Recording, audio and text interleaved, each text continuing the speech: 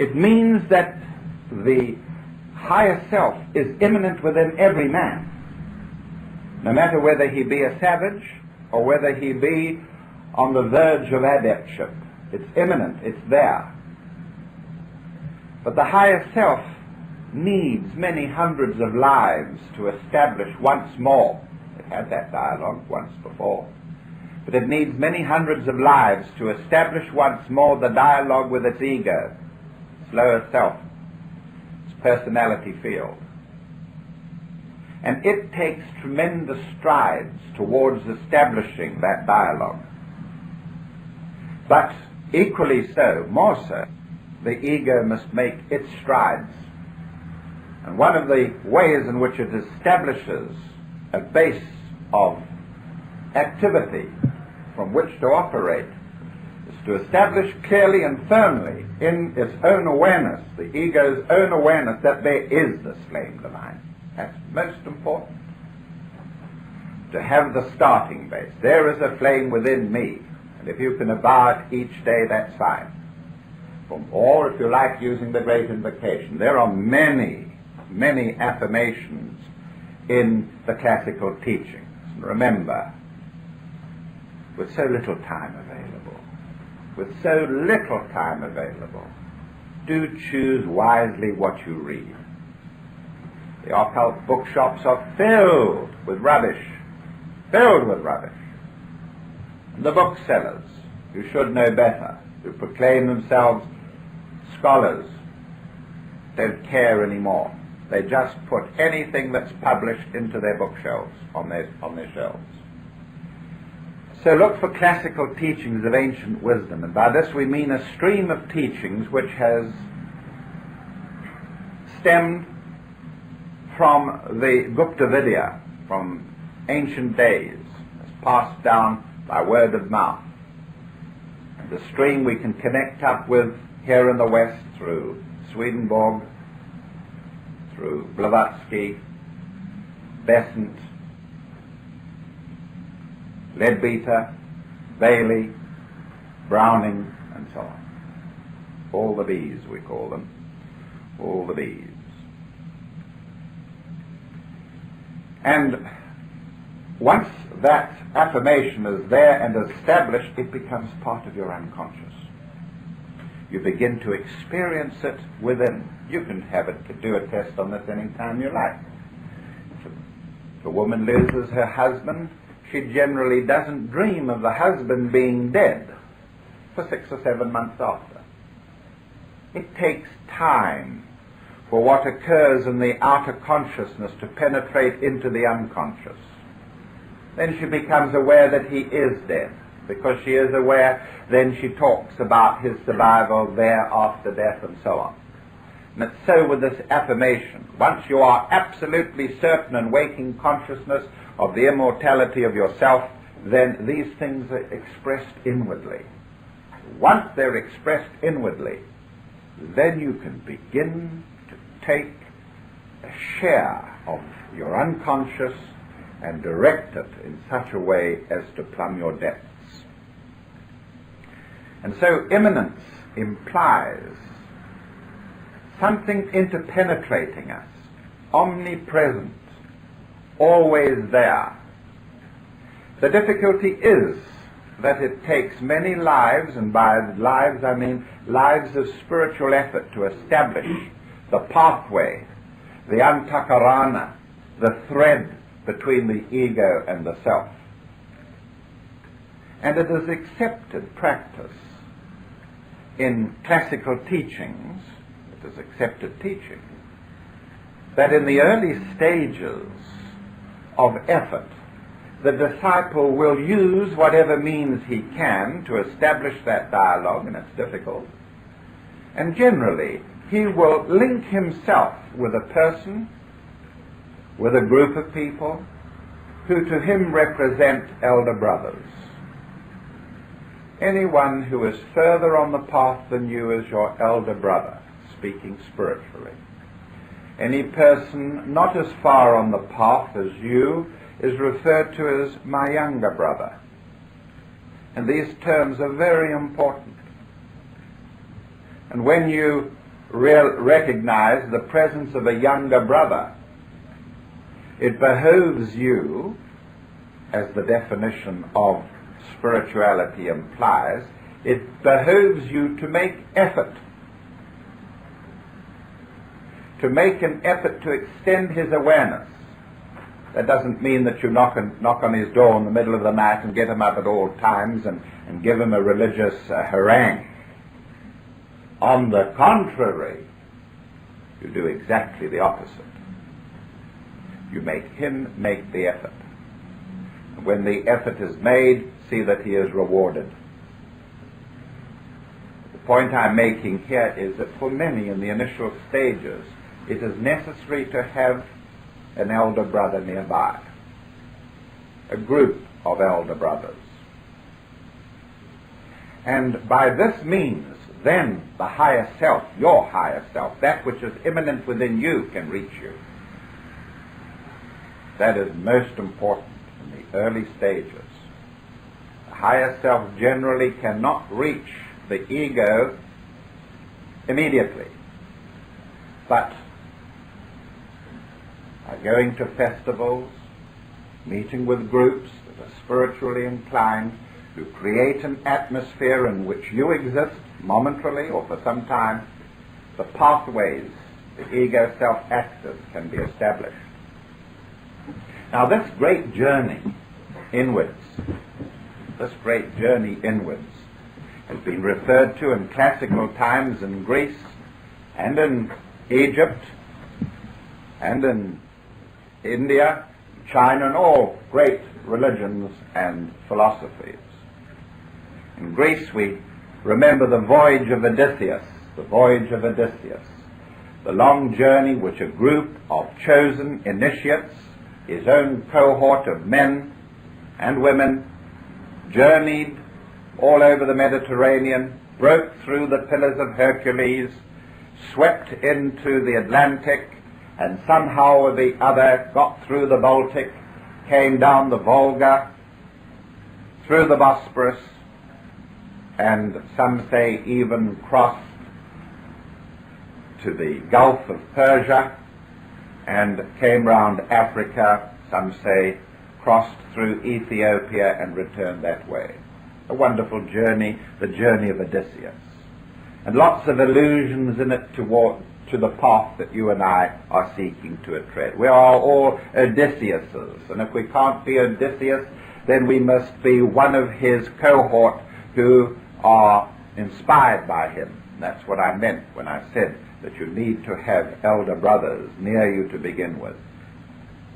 Then, of course, in Greek mythology, it's Jason and the Golden Fleece.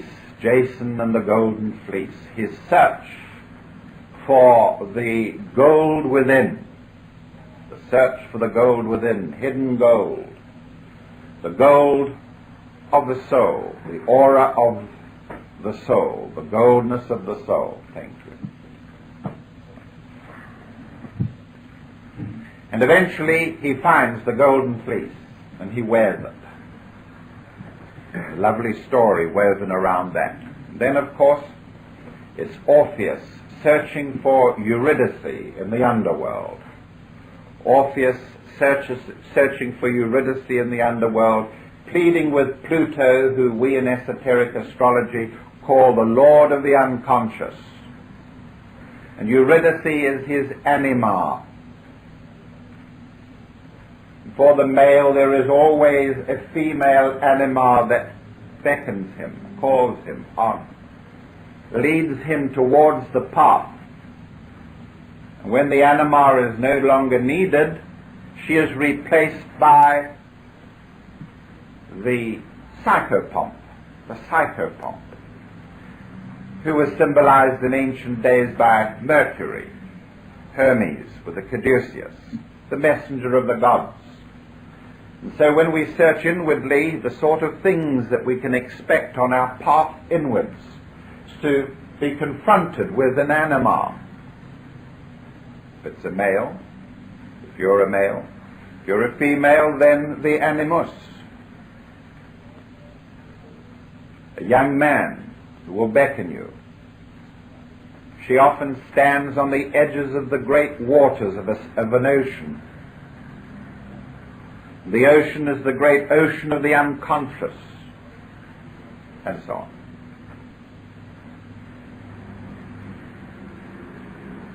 Orpheus's search for the lost Eurydice.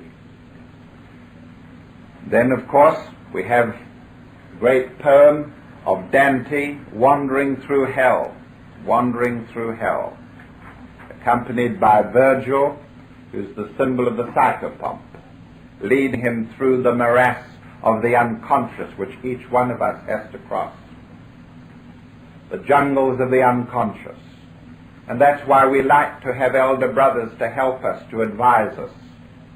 Because as we begin to enter the unconscious, we are confronted, all of us. No man is exempt. Not even Swedenborg could escape both heaven and hell. He had to face it. The difference with Swedenborg was that he did do it alone, entirely alone. Today it's not necessary.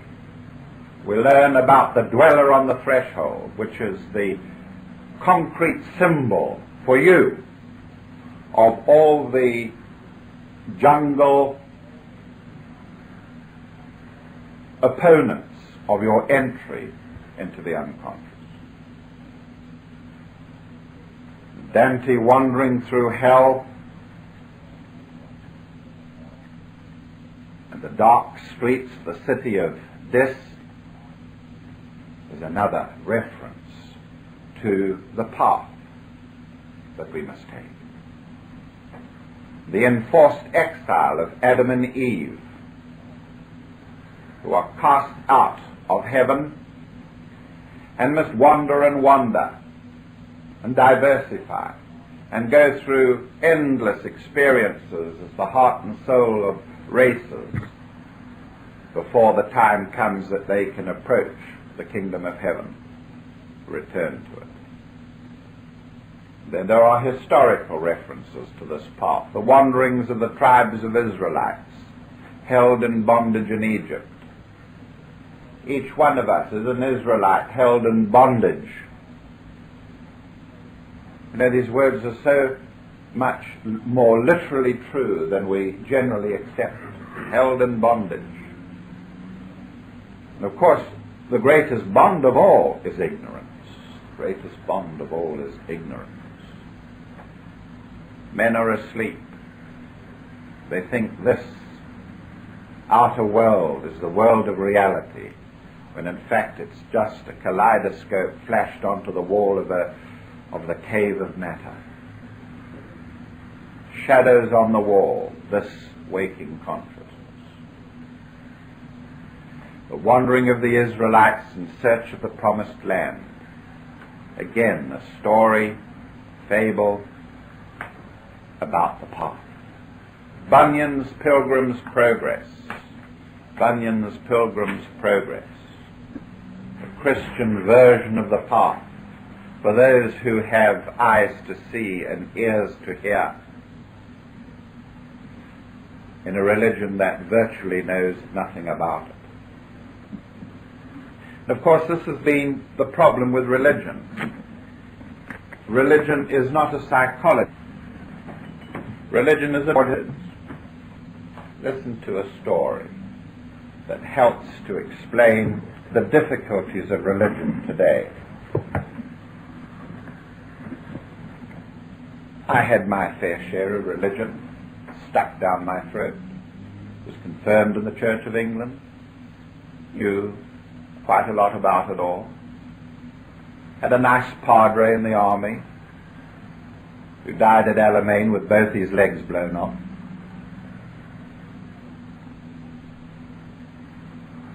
Who had lost some of his reputation previous to that by not, according to many of us, living up to what he taught. So I have had my share of religion, and let no man say that I have not been into it. But listen to the story of the river and the rope. There were once two countries One was called the land of bliss, flowing with milk and honey, and the other, in an arid region, was full of strife and unrest, and this was the land of woe. And the two lands were separated by a swift, wide, and dangerous river, and those who sought to cross that river lost their lives in the attempt, who tried to cross from the land of woe, from the harsh material world to the land of paradise.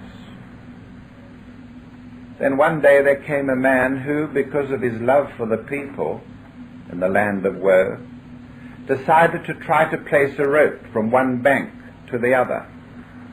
He reasoned that even if he lost his life in the attempt, it would not matter, because others could use the rope to help themselves across to safety. And so he fixed one end of a rope to a tree and made a noose of the other end and started to swim. The river was very wide and rough, and when he was about halfway across, some hunters on the banks of the land of woe, seeing the splashing in the water, thought it was a great fish and shot their arrows at it, mortally wounding him. Nevertheless, with a last and great effort, he managed to throw the noose of his rope around the stump of a tree in the land of bliss before he sank below the waves. When the people saw what had happened in the land of woe, they began to worship him as a hero, saying, "He died to save us all, and so he is worthy of our adulation and love." And yet, although they worshipped him, only a handful attempted to cross the river. For the others said within themselves, "Even though the rope is there, and we cannot drown if we cling to it, yet the waters are cold. The river is wide, and the effort of crossing is very great." And so in the course of time the rope was almost forgotten, and became covered with weeds and entangled in the fallen branches of old trees, so that it hardly resembled a rope at all. But the worship of the hero continued, and monuments and buildings were erected to his memory, and people sang songs of adulation and prayed to him because of his great love for them. Second, third, and fourth generations of men came into being, and their leaders, men of learning, preached of this hero, and how he had died to save them. But of the rope across the river they never spoke, for now it had been forgotten altogether. Consequently, a great confusion arose by reason of the arguments and teachings and oratory, and finally many superstitions came into being, so that only a very, very few were able to discern the difference between folly and the truth. Also much discourse arose among them, and they quarrelled and fought, and those few who were able to discern the truth were persecuted and reviled, so that the land of woe became more stricken with sorrow and unrest than it already was in. Finally, a body of learned men arose, and they cried, "Why the strife? All that is needed is to worship this hero as a god, and to believe that he died to save others. And lo, when we ourselves die, we shall go to the land of bliss with no trouble at all. For although our bodies cannot float across the river, while we are alive, our souls will float across it when we are dead." Moreover, so great was his love and power and heroism, that all we ask of his Spirit he will surely do for us, if we but shower enough worship on him. When the people heard this, they were overcome with joy and heaped honors on these teachers, saying, "Great is their wisdom, for they have shown us an easy way. Simple indeed is it just to worship and pray to him, and to ask our hero to save us when we die. So now let's just eat and drink and be merry and make the best of our sojourn in this land of woe." But meanwhile the spirit of that hero looked upon his brothers with sadness, and as he listened to their petitions and prayers, he grieved, and into their ears he whispered, "My brothers, you do err. For verily I lived to save you. But alas, you should have forgotten the rope which I placed across the river between the lands of woe and bliss. For 'twas to that end that I came, and for no other. Because of my love for you, my spirit is close to you, and I will comfort and cheer you in your adversities. But carry you across the river I must not, however much ye pray and implore me. But although the hero spoke to them thus, yet too loud did they utter their prayers and petitions to hear the still small voice of the Spirit. And so they remained in the land of woe. An allegory describing the situation of the Christian religion today.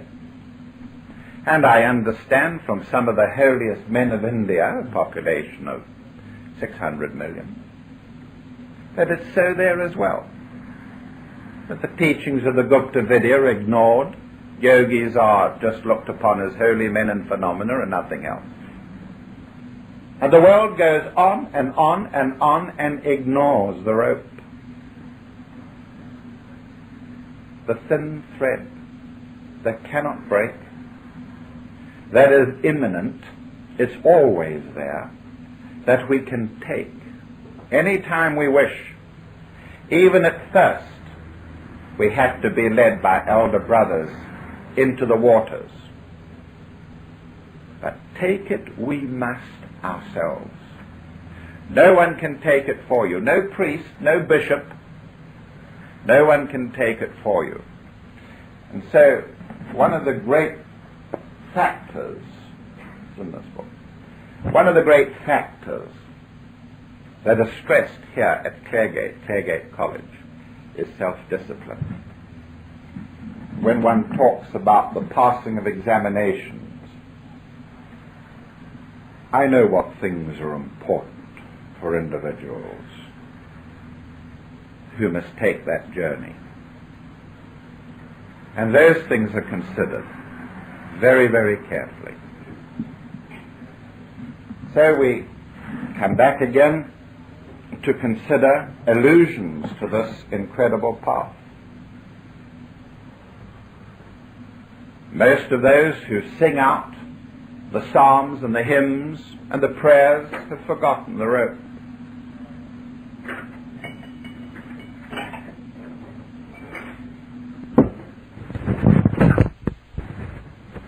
Psalm 23.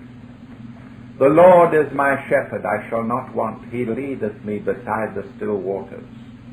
The still waters of the unconscious. And meditation, the method by which we can walk by the still waters. When people ask me if I'm Christian, I point out my early Christian schooling, and I always say to them, if ever I was Christian, I am now. Not because of the way Christianity is taught, but because of the esoteric teachings that have helped me to understand the true meaning of what Jesus was trying to say. There is not one person in 1,000 Christian religions who have the faintest idea as to what, if thine eye be single, thy whole body shall be filled with light, means. And that is what the esoteric teachings can do, can regenerate religion. They can provide an advance point for science, and they can also influence the world of art. We talk of this journey in various ways, according to our rays, according to our ray equipment, according to our approach. Some of us talk about it as the journey to the center of the cyclone, the center of the cyclone. We all live on the edge of the cyclone, with the on the whirling edge of the hub of life, the periphery of life.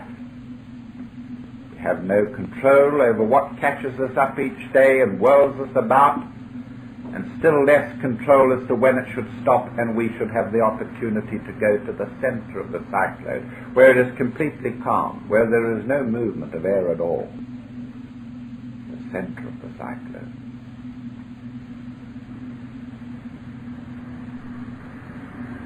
When we begin to be awakened, to be aware of the imminence of the immortal part of us, we begin to look at poetry again, as well as religion. We begin to look at life about us, the flowers that are beginning to come back in the spring. We look at everything. One of the great poems that we should look at is Wordsworth's Intimations of Immortality. Intimations of Immortality, which tells so succinctly how when we are young we remember. When we are young and the non-dominant half of the brain is still functioning, before the objective half of the brain, through education, bludgeons the other into a state of non-activity, we still have intimations of our immortality in childhood. When we study interesting subjects like esoteric astrology, we begin to be aware of the significance of the 3 crosses that we all have in our horoscopes: the cardinal cross, the fixed cross, and the mutable cross, and how man unstraps himself, tears himself loose from one cross and voluntarily walks to the next, and then the next, before he can be ever free of the wheel of rebirth. And the very few have the opportunity of studying this path in what we call the mystery teachings. The path is graded, and steps are always provided to make ascent easy. That's what a staircase is for. If you wanted to get up here without a staircase, most of you would fail. Be left lying in the land of woe downstairs. But the staircase enables us to climb up to the 9th house, the place of learning, spiritual learning. And the initiations are staircases, and they're there for your protection as well as your ascent. And he who would try and take the 4th initiation before taking the 1st is a fool, like anybody climbing a set of steps. Don't run before you can walk. So the initiations, hard and cruel though they are, for they are eliminative. They are to the esoteric world what Darwin's Origin of Species and Survival of the Fittest is, the world of science. But they're there, these great initiations.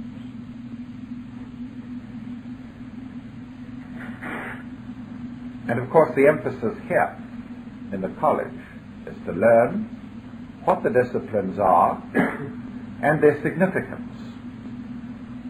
Nobody wants to be a masochist. Nobody wants to be, I hope, flogged unnecessarily. There must be reasons for the disciplines. That is why our work is so important. First, to learn the need for the discipline, to see where it fits into the staircase, as it were. So there is always the encouragement of those who are obviously halfway up the staircase, of the hero that crossed the river in front of us and left behind us him a rope, just as the masters have left behind us esoteric teachings which will help us over the hurdles, across the river, up the staircase. Great beings, impassive in the face of the periphery of the cyclone, immobile and unmovable in the face of disaster, and enduring. while you're at this college, you will learn about the true authorship of Shakespeare's work. It was John Richardson. And John Richardson wrote this poem, which is so explicit of the type of behavior that is expected of the initiates, even in the face of death.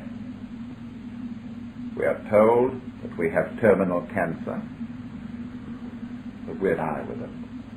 It is not the soul's intent that we should be distressed.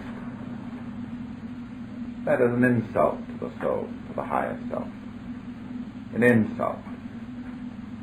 That we should grieve about the loss of this physical body, when the teachings say quite clearly, and teachings which have been left behind us like that, for us like that rope, say quite clearly that death is the doorway to further opportunity. Such great beings, they that have power to hurt, but will do none. They that do not do the thing they most do show. They who, moving others, are themselves as stones, unmoved, cold, and to temptation slow. They rightly do inherit heaven's graces. They husband nature's riches from expense. They are the lords and owners of their faces.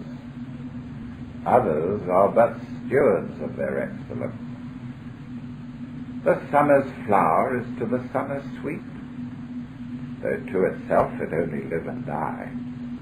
But if that flower with base infection meet, the basest weed outbraves his dignity, for sweetest things turn sourest by their deeds.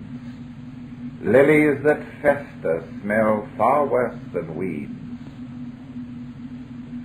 A lovely discourse, a sonnet, on discipline, self-discipline, and also a warning to those who are spiritual, who are adopting increasing responsibility, who are aware of the path,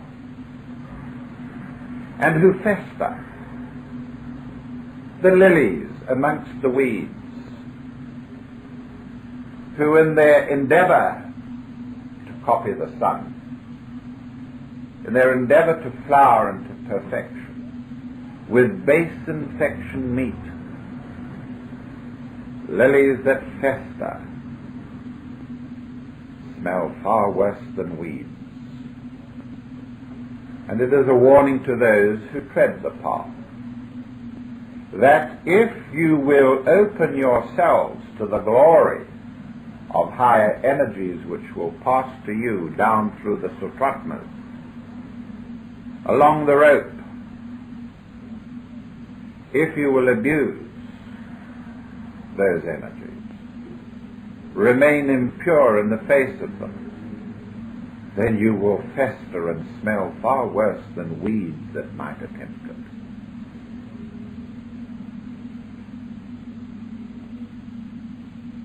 So, in all great cultures, we have holy men. Those who come forth when they need not, when they might sit in a hermitage. Those who come forth and show the way, like the sannyasin of India, who take the same road. The arhats, the fourth degree initiates, that road which the Buddhists described as the middle path. It's the hardest thing in the world to be one of these. Sounds gorgeous. Everything you do is watched. Every step you take is analyzed by those about you. Anybody who has been in a desperately dangerous situation know how all eyes are turned on the leader, whether it's in war or peace. And if there is fear on his face, then there is panic amongst those younger ones who watch. So the behavior, the attitude of mind, the composure, the ability to endure, persist, all these are important and they are watched. Oh, we have many, many contemporary so-called examples of such spiritual individuals who will talk about death as being a gateway to light and yet be burdened with grief for years when their wives die.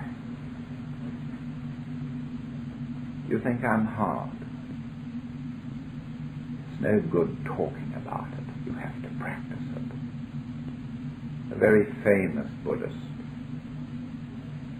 written many books, talked about wonderful things, lost his wife.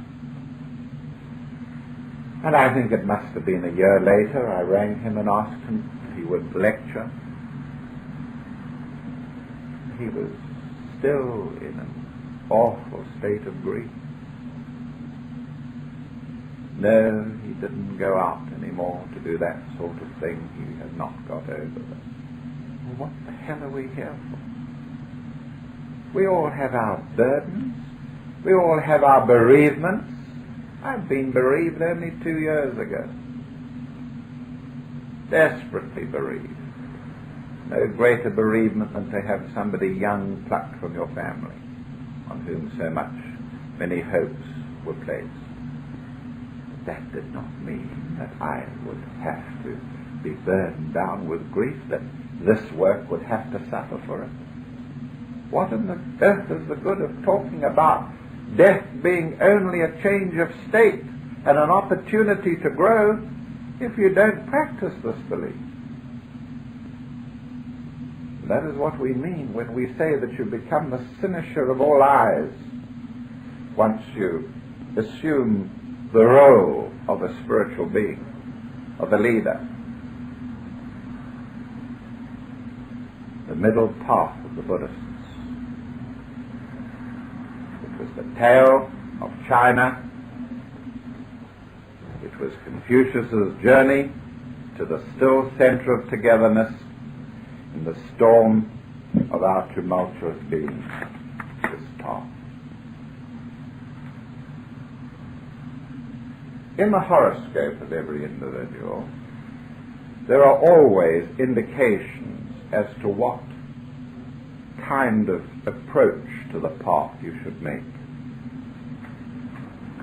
And generally speaking, the soul's purpose indicates the barriers in the pathway, indicates the potentials that you can call upon, and something of the quality of the path that should be taken. And very frequently, most frequently of all, Venus is the indicator of this in the horoscope. Venus is the indicator of it. So if you have, for instance, as an example, Venus in Aquarius in the 9th house. Venus suggests the alter ego of man, the higher ego of men. Aquarius suggests the staircase. And the 9th house is the house where the highest spiritual aspiration is experienced. And our translation of that is, if I build a stairway to the gods, anyone who follows me can cross it. If I build a stairway to the gods, anybody who follows me can cross it. Venus in Aquarius in the 9th. The unconscious, for that's what we're talking about. And in this course, in these courses, you will learn the nature of the unconscious, the planes of its being, the horizontal planes of its nature, and the vertical planes of the 7 rays that intercept them at right angles. the nature of the unconscious. Many things have an unconscious.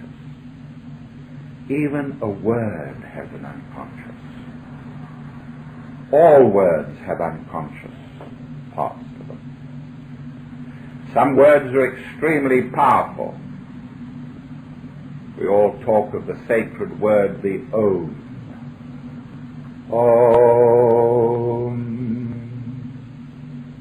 which is said to have a massive unconscious, which is related to the archetype of wholeness. By sounding the Om, we bring about those energies, bring into our aura those energies which steady us, which make us whole, which affirm the immanence of the flame within. There is a flame within. There is the Om, the great symbol of the Om. There is a flame within that has stood unmoved, untroubled through a mist of years. And you will find in our teachings, in our textbooks, in the words that we use, that they are laden with meaning, that even a word has an unconscious. When we say that a thing has an unconscious, we mean a continuum of energy. That objects are like an iceberg. A word is like an iceberg. The sound is the visible part of the iceberg. The sound of the word is the visible part of the iceberg. And objects have a huge unconscious or a very, very small one. Something like a piece of plastic, a plastic button, processed along with millions of others by an instrument of vulcanization, is a little gadget that has hardly any unconscious at all. Wear it, have the focus of attention on that button whenever it's done up, let the clothing that it is part of become the focus of adulation for a bereaved wife, and the objects become laden with energy. The button becomes laden with energy.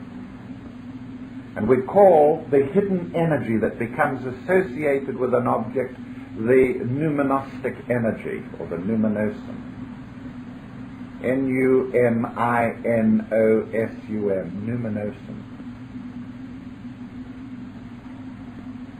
And objects don't have to be visible to have energy associated with them.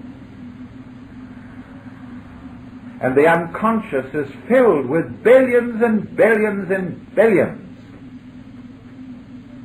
of visual symbols and images which vary in the degree of the numinosum related to them. They're laden with energy, or they are sparsely associated with it. And it is the hidden source of man's energy reserves, this unconscious. Extroversion and introversion. The will ray of power, extroversion, and all of us have it, sometimes disastrously, and the second ray of love, wisdom, which we can also have within us, virtuously or disastrously. The third ray of active intelligence, and I'm going to do it in detail because it's a difficult ray to understand, and it's a ray that most disciples tend to get bogged down on. The third ray of active intelligence is a blending of the first and second rays with a very special emphasis upon the applied part of it, the applied part of these two rays. Later on, when we learn more about the superego of Freud, the esoteric counterpart of it, we'll learn to link the superego with the third ray of active intelligence. Because where the superego is very, very powerful, it usually has its greatest effect on people with the third ray of active intelligence. We'll deal with the superego later on today, but just let me remind you, the superego's effect is felt through the fashioning which the church, which education, which society has on our personalities. The superego represents their presence and impacts the ego and affects our outlook.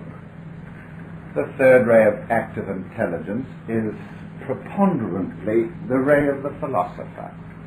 It's the ray of the philosopher who experiences and experiences and experiences, and who begins to compare his experiences and to derive a philosophical outlook from them. There is nothing that he does not experience. Therefore, when the experience happens again, it is not ever so terrifying. And that is an example of what we mean by philosophizing. Oh, I've lived through it all before, and it's not going to worry me now, and I'm going to deal with it in this way. It's a mixture of practical application of wisdom and also a philosophizing about it. It's also the ray where you get people concerned with comparative religion. They don't want to become involved in any one particular religion.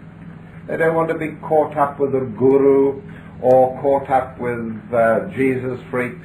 They want just to be able to compare the religions and to be able to derive from that comparison of the religions a better philosophical attitude towards them and the people that participate in them. The capacities of man are almost unlimited. We talk about them as being the powers latent in man. The powers latent in man. But they're very diverse. And too often, men fritter away their opportunities in life because of the very diverseness of their own natures. We tend to scatter the seeds of our greatness rather than to plough them into some specialized fertile area where they can grow. It's truthfully said that there are Buddhas galore coming into incarnation today, and many Buddhas awaiting incarnation.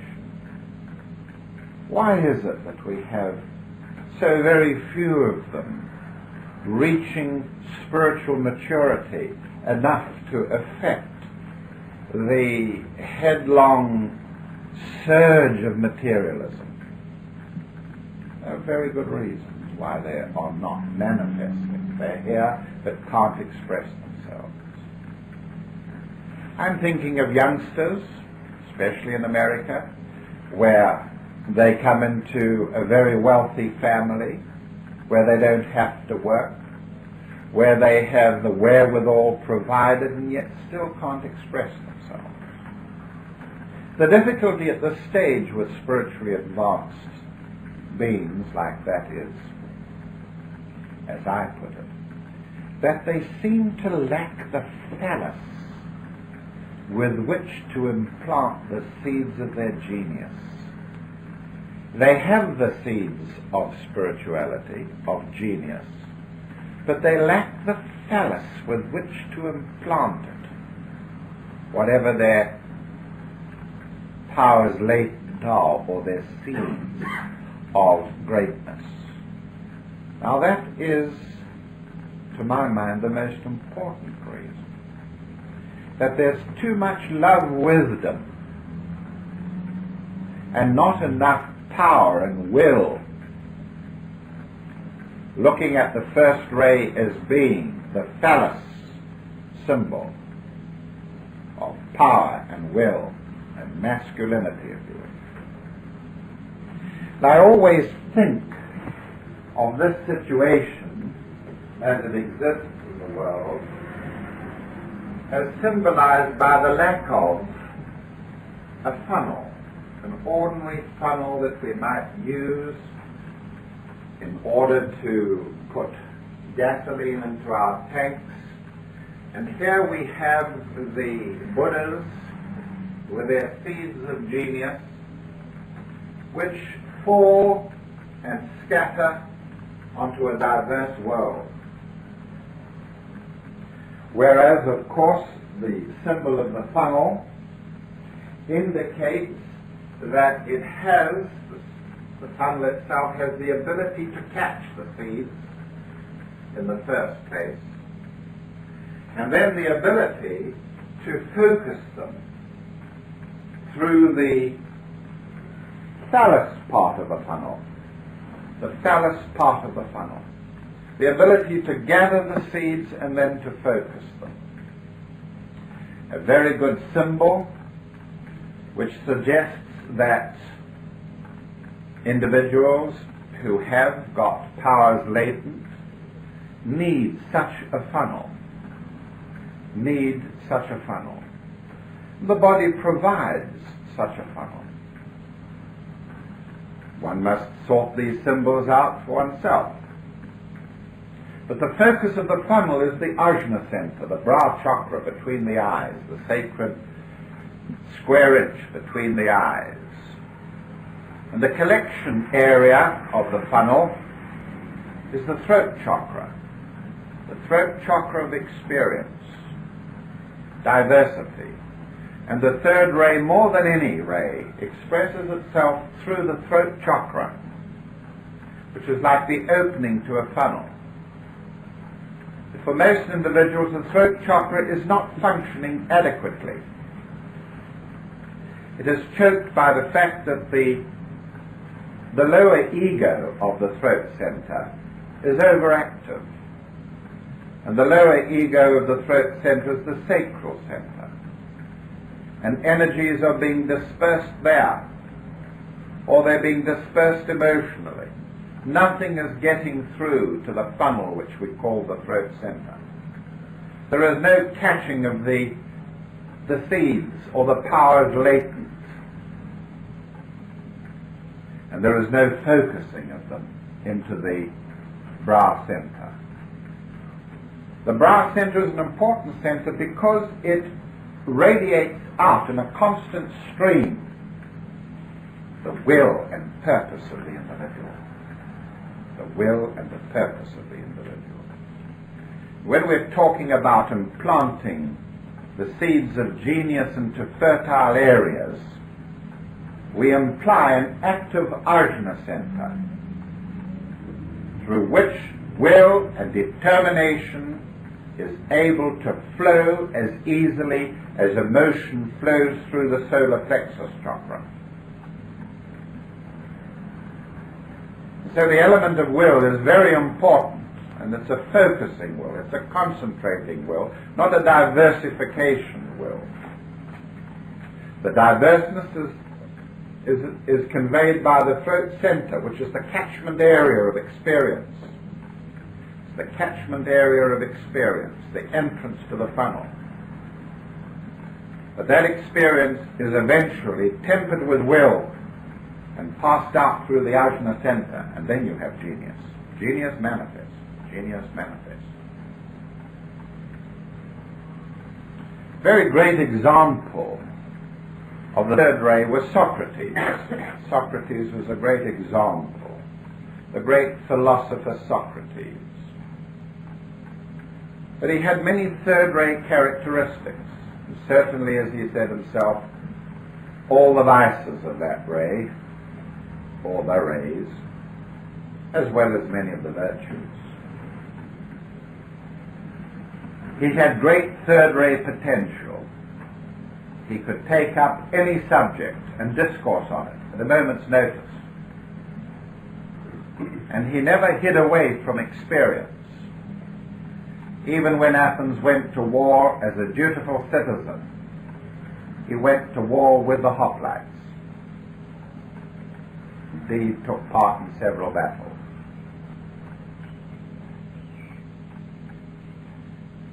He could take everything with philosophical fortitude. All the upsets and difficulties in his life and the life of living in Athens. In some respects he was puritanical, had a Puritan outlook in the sense that he could live on nothing,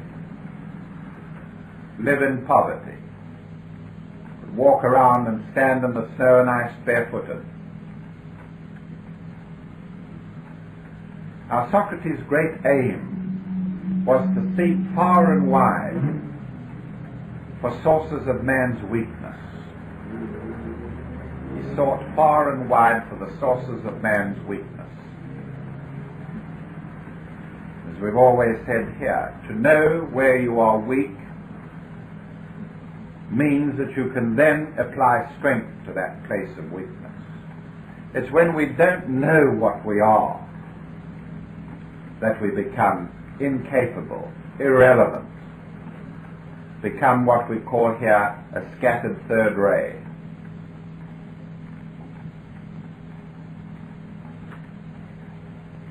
And he looked for weakness in others, and he confirmed the existence of those weaknesses in himself. And that was why he was so apt in conversation.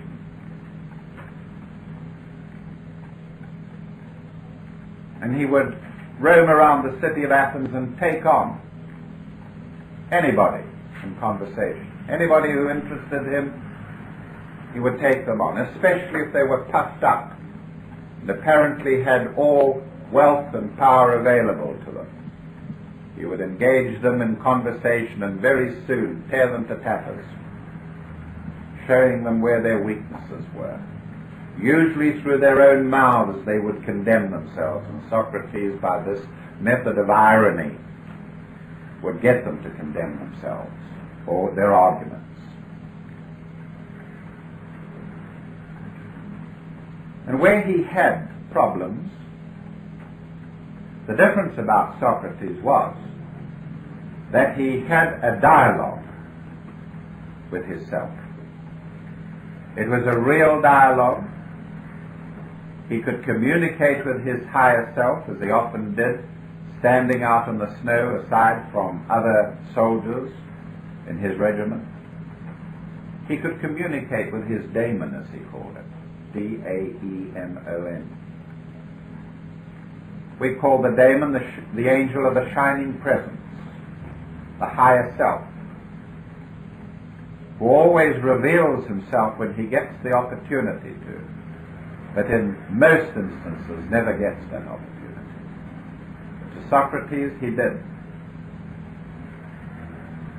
And for many years, the first part of Socrates' life, the daemon merely acted as an advisor, giving nothing more than yes or no's, until Socrates laid down experience. And only when he had the experience, when he had been focused along certain channels to do certain things specifically, only then did the daemon reveal his own nature to Socrates and help Socrates with a variety of problems.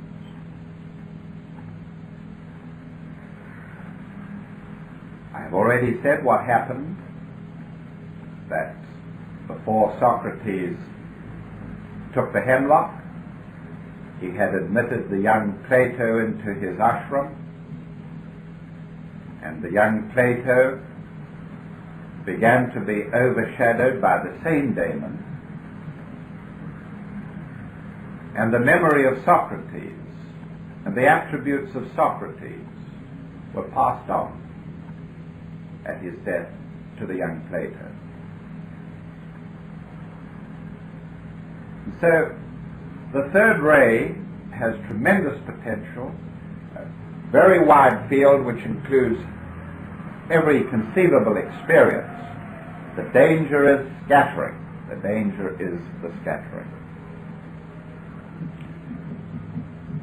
The next thing we need to understand about the third ray is that most children are either on the sixth ray as a personality of devotion or on the third ray of active intelligence.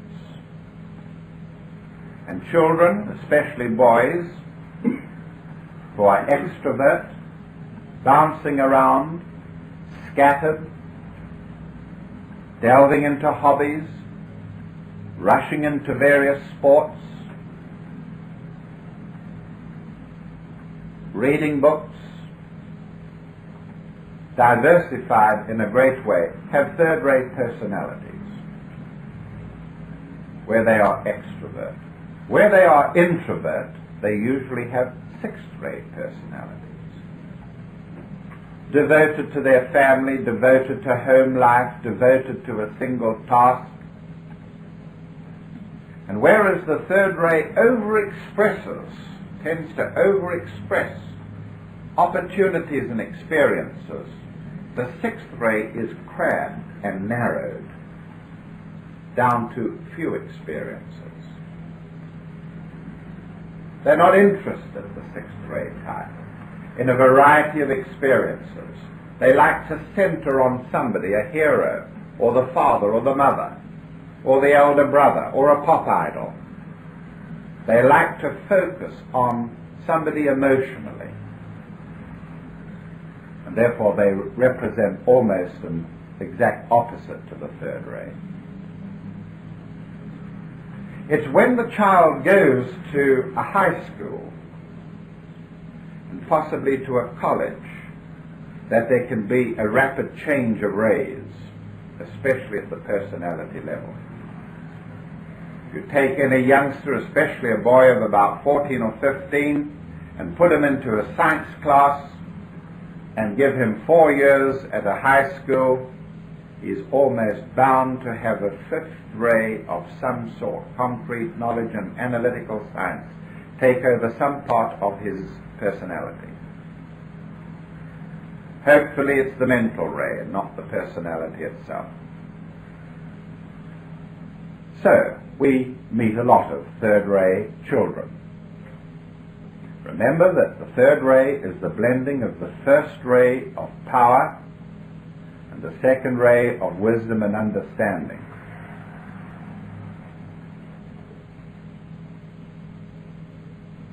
One of the strange expressions of third ray types is astrology, mundane astrology. The third ray type does well with mundane astrology, and astrology at the mundane level, by that I mean the astrology of personality, orthodox astrology, is indicated in the horoscope by two planets, Uranus and Neptune. And if you have Uranus and Neptune in good aspect in the horoscope, you tend to have the makings of a good astrologer. The blending of the will, which is Uranus, the love, wisdom, and understanding of Neptune. This is not true of esoteric astrology. In esoteric astrology, the good astrologer usually has Pluto, which is the ruler of Pisces, and Jupiter, the ruler of Aquarius. The sign of the zodiac that's gone out, the sign of the zodiac coming in, their rulers, signify potential for esoteric astrology. To be able to take all the elements of the unconscious and to express them in scientific language. That's Aquarius, scientific language, and the elements of the unconscious, Pluto and Pisces. The third ray of active intelligence. Three great signs of the zodiac that the third ray expresses itself in. When you're doing a ray analysis, you should, if possible, have the horoscope of the individual there in front of you. And if there is a preponderance of planets in Cancer, in Libra, and in Capricorn, or any of these, you can look for very strong third-rate qualities in that disciple, in that person. And so, I'll place them in order of strength. Libra for third ray of active intelligence, then Cancer, and then Capricorn. And the colors are significant here because they're mainly all green for those three signs of the zodiac. Libra is a mid-green, an apple green. Cancer is a lime green, like the lady is wearing at the back of the room. A lime green, indicative of shallow waters, the color of shallow waters, where shellfish can live, where oxygen is strong. They can't live in deep waters.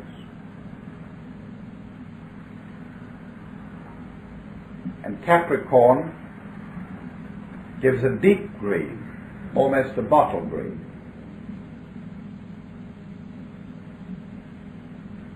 Also, Capricorn suggests cut grass, scythed grass green. Of course, what you have to understand about esoteric astrology is that it gives a scientific rationale for all, and classification, for all the vrittis, the symbols, the visual images that pour into you. That's the beauty of esoteric astrology. If you want to know about the unconscious, especially your personal share of the unconscious, how to manipulate it, how to forge through it, esoteric astrology supplies the scientific rationale for it. So these are the three signs of the zodiac. Now, we have got far enough in our studies to lay down a beautiful symbol of the rays, which I've hinted at already. The biceps, by the initial strength and energy.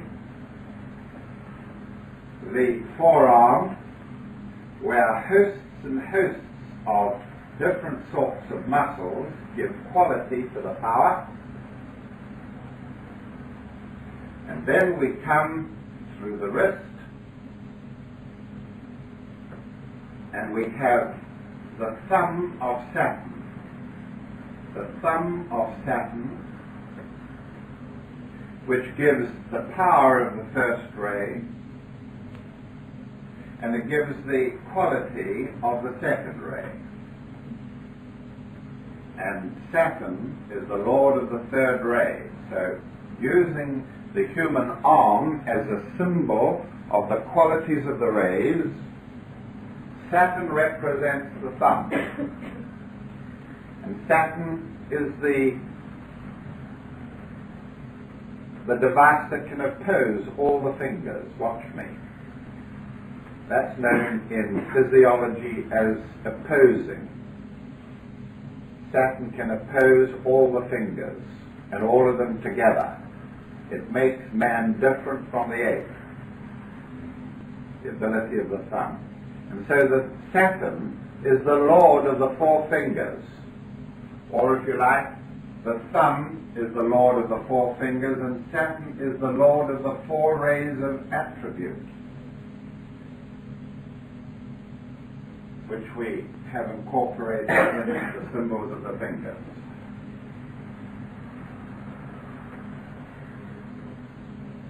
So there you have them. Third ray, second ray, first ray, and the others.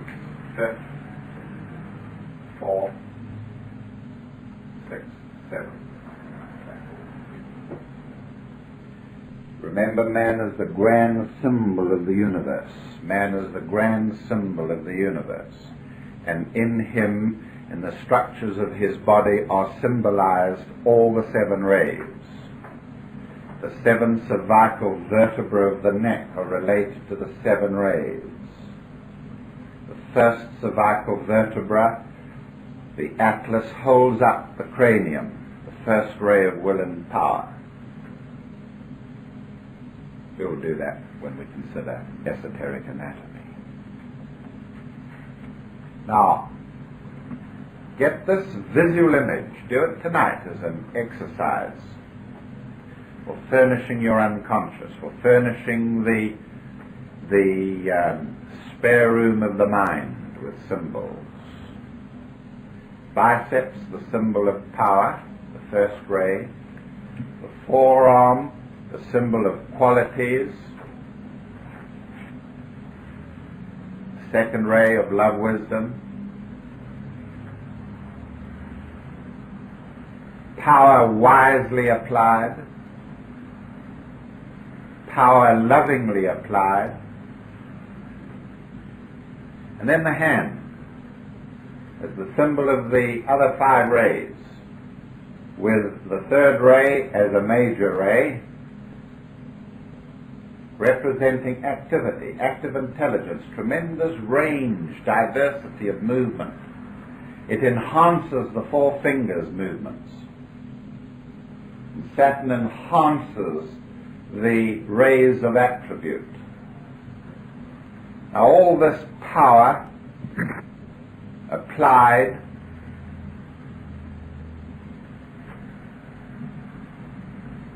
can be specialized. The 4th ray harmonizes the power and the qualities. The 4th ray harmonizes the power and the qualities. There are certain individuals in the world who know the art of living, the wonderful art of living, the ability to use the facets of life harmoniously, with beauty, with artistic insight. And my own neighbor, Barbara Cartland, is a very fine example of a person who knows the art of living, 4th ray person. The 5th ray concretizes the energies that come from the major rays, can concretize them. It is the 5th ray that has produced our standard of living. Electrical devices and gadgets around us that make living worthwhile, take the tedium out of housework, that advance our way of life. That's the 5th ray of science, concrete knowledge and science. The 4th ray harmonizes, the 5th ray concretizes, the 6th ray emotionalizes, the 6th ray emotionalizes. Or the 6th ray derives energy from emotionalizing. We see this in the religions. We see this in idealism. We see it in missionary work. We see it in pop idols. We see it manifested all around us, devotion and idealism. Taking of the emotional energies stemming from the major rays and emotionalizing them in certain facets of life. Then the 7th ray makes a ritual of it, When we say a thing is a ritual, we are all ritualists. We can't remember cleaning our teeth this morning. We do it as a sort of ritual. You go in the bathroom, you glare at your face in the mirror, and the next moment you're reaching for your toothbrush. It's a ritual. We do these things. But the real meaning of the 7th ray goes beyond ritual. The real meaning of the 7th ray is the ability to perform magic. The real indication of the 7th ray is the person who can take inner concepts and materialize them. That's magic. To have dream experiences, meditation experiences, symbol experiences, imagery, and to be able to create physically in the outer world something from that inner experience, that's magic. It's what we mean by magic. And magic is better created when all things are right for it. You want to materialize something. You want to bring something through from the unconscious. Then you have the right room for it. The right people in it or none at all. The right decoration, the right incense, the right music, the right position for the furniture, the right atmosphere. Everything must be right. And then the ability to bring through inner concepts and materialize them is made easier. So we've linked here the concept of the third ray with all the other rays through a simple device, the human thumb. The human thumb adds to the qualities of the other fingers.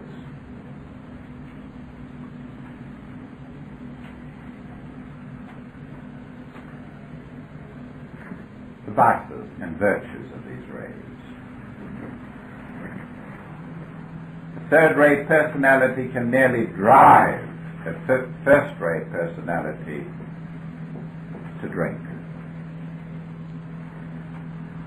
First ray cannot stand irrelevancies. Everything must be relevant. Nothing must be wasted. Everything must be towards an end. So third-ray people have to watch themselves very carefully for their vices. They have an overwhelming urge to diversify anything. You say something to them and they'll feed you back immediately with a diversification of what you've said to them. All means something to them but not to you. They've splintered it straight away. They fly off at tangents. They splinter their energies and they lose sight of that which is the central theme of your conversation or whatever is going on.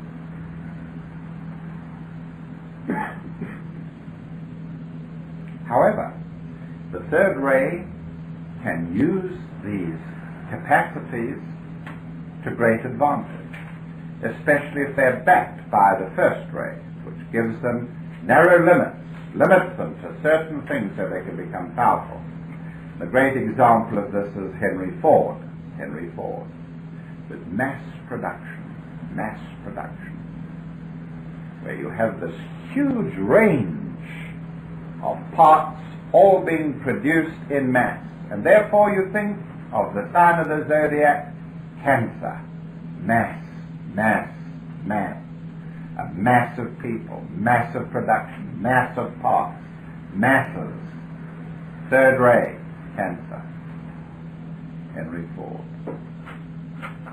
During the Second World War, we fortunately were able to assemble some very strong third-rate types here in Britain for production.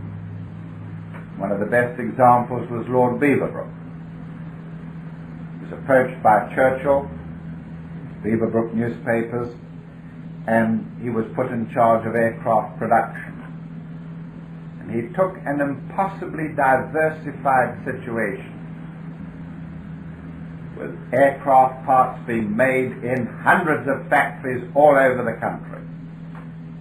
And out of this he evolved a method of production which immediately doubled, trebled, quadrupled the output of fighter planes. His first-rate capacities were brought into operation, and his third-rate comprehension, his third-rate brain, was able to comprehend the diversity of this immense problem of aircraft production, and he was able to focus it down, schedule it, promise it, and the Battle of Britain was won. There's no doubt about it. Without those planes, that battle could not have been won.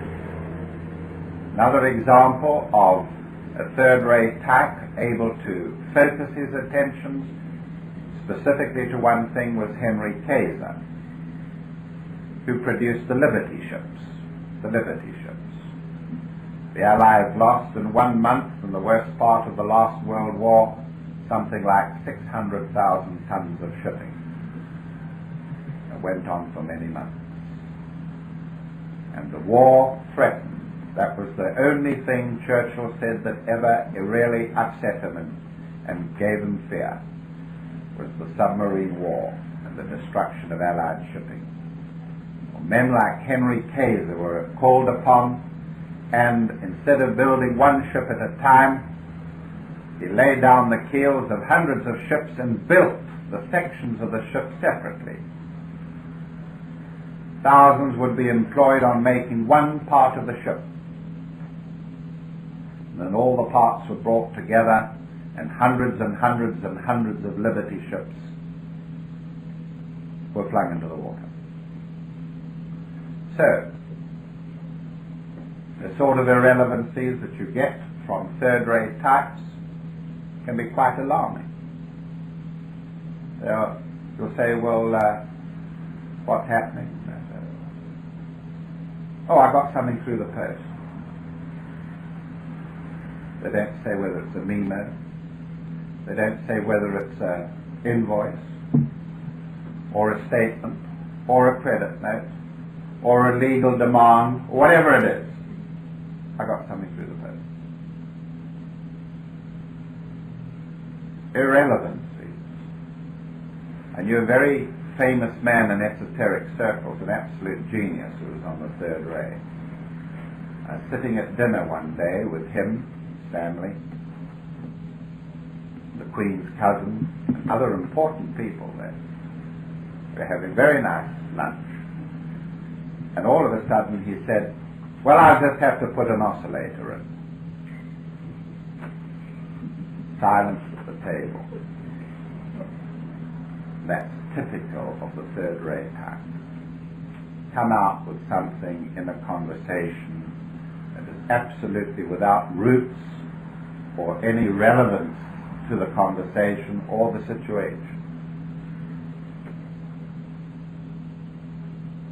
And therefore we always say that they are frequently dilettantes. They're dilettantes. And when we come to do our ray analyses this afternoon, you'll hear me probing to find all these rays present. You'll hear me probing. Do you like to have lots of things on the go at the same time? Yes, I do. Do you like hobbies, sports? Oh yes, I like to keep myself busy. Do you ever feel a little uneasy if you haven't got lots on the go? Yeah, that's true, I do. If I don't have something to put my mind to all the time, I feel a little upset or uneasy and have to alter the situation. They're also great lovers of nature because they see philosophy at work in nature. The animals do things and they know that the animals are doing things with some rationale. The third-rate type likes to have a rationale for everything. He sees it in nature, birds, plants, everywhere. And they're great lovers of nature. Whilst they're jack of all trades and very frequently master of none, they can also be very, very good gardeners. They can be excellent with the handling of animals and therefore vets, and so on. They see significance in everything. They can't always articulate, say what that significance is, but they're merely comforted by it. God's in heaven and everything's right with the world. As I quote from Ernest Wood, he sees the significance of insignificant things and the wonder of the commonplace. To him everything is wonderful, but nothing is mysterious. A blade of grass will speak to him of infinity, where others need a mountain or a universe of stars. Now this is particularly true, we're going to emphasize it here, of the third ray soul. Now, last week we talked about the first ray soul, his isolation, his feeling that he must be about his Father's business. If he teaches, he wants to teaches to teach. He has a very powerful, deeply placed attitude to the world, but feels alien in a world that doesn't understand. Now the third ray soul, which is what we're talking about here, seeks for this contact with his higher self, mainly through nature, even if it's in physical jerks, even if it's in jogging, no matter how it is, brings him into contact with nature, he feels comfort that he's in contact, that there is immanence of his soul when he's with nature. When the scientist says there's no miracle, the third-rate person replies, no, all is miracle. And yet they both affirm the same thing, the unity of nature. The third-rate type always has a reason, and often several, for everything he does. And he can discover the reason for things occurring outside of himself. And the ideal of this ray is Brahma. Brahma. Shiva, Vishnu, Brahma of Hinduism. Shiva is first ray of will and power. Vishnu is the second ray of love, wisdom. And Brahma is the third ray of active intelligence.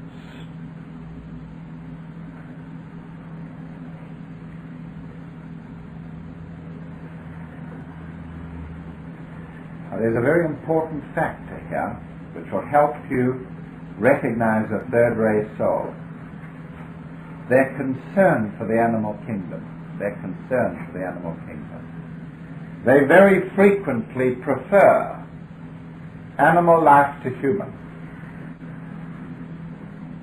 They're not so concerned about human life as they are about animals. An important point.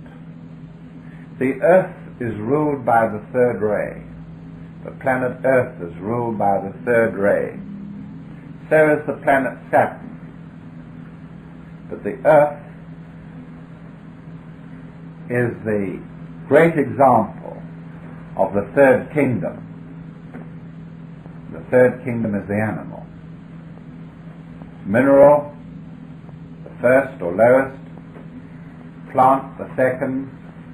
Animal, the third kingdom.